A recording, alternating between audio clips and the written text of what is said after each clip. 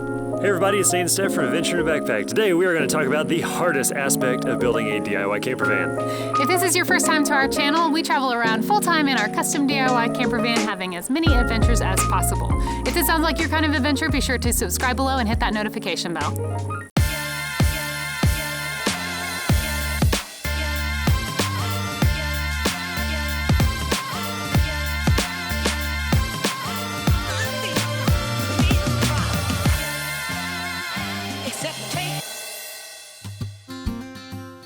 After we traveled around for about a year in our motorhome, we decided that we wanted something different. We wanted to build our own custom DIY camper van. So we decided to put our motorhome up for sale, and about a week after it sold, we were ready to start building our camper van.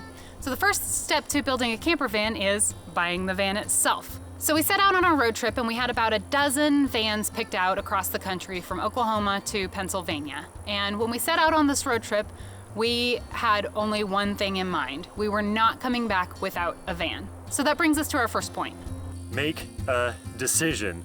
There's 100 different places that you can find vans out there, or anything for that matter. This is deeper than just buying the van. This is, what insulation do I use, and how much solar do I need, and what kind of walls do I need, and what kind of ceiling do I need.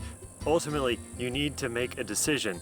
You can look for hours and hours on AutoTrader and eBay and all this kind of stuff and that stuff, and get a third-party opinion and this, that, and the other thing. And ultimately, you're going to be like 2 years down the road when, if you would have just made a decision, not focused on the micro details, you would have been already in your van, being able to have adventures and everything like that. So that brings us to point number 2. Be flexible, but don't chase rabbits.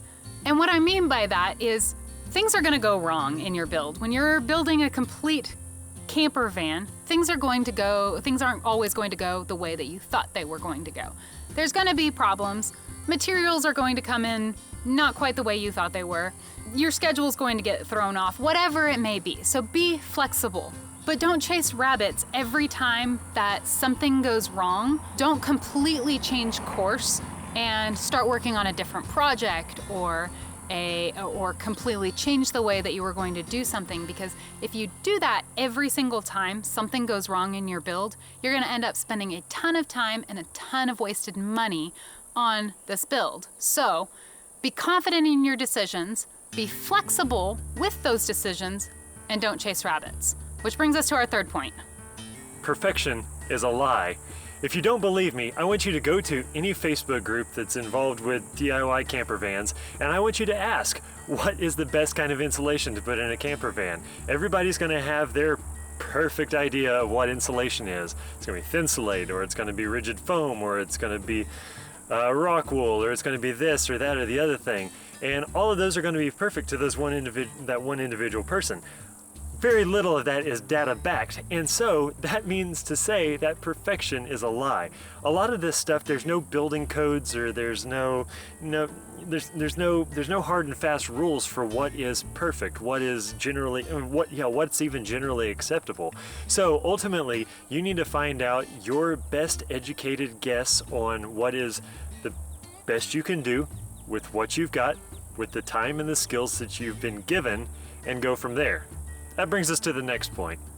There will always be a negative opinion about your projects. And what I mean by that is, if you ask somebody on a DIY camper van group, is rigid foam the best way to insulate a camper van?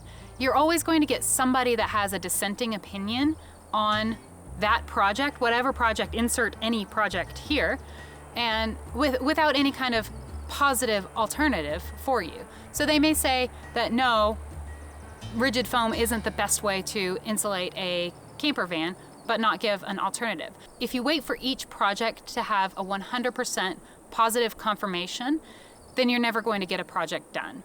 Which brings us to our last point. Opinions are only worth what you pay for them. Now, I'm not trying to say that there are no good opinions or there's no good information out there, but ultimately a lot of these sources of information, our channel included, has no stake in the game as far as building your van. So if you only have 2 months to build a van and somebody's offering you advice that's going to take 2 months to install your solar panels, they're like, You know, you're researching all this stuff for like 3 months. That's going to put you behind schedule, but it's not really going to affect anybody else other than you. So, as a general statement, opinions are only worth what you pay for. We don't mean to be harsh, but we do want to be honest about a problem that we've seen over and over and over. The hardest thing about building a camper van is just making a decision. If you know somebody who can't make a decision on their DIY camper van and they're still stuck in the planning phase for the 5th year in a row, give this a share with them. Maybe it'll help them out. If this video resonates with you, give it a thumbs up. Be sure to hit that subscribe button and leave us a comment what you thought below. Until next time, we'll see you later.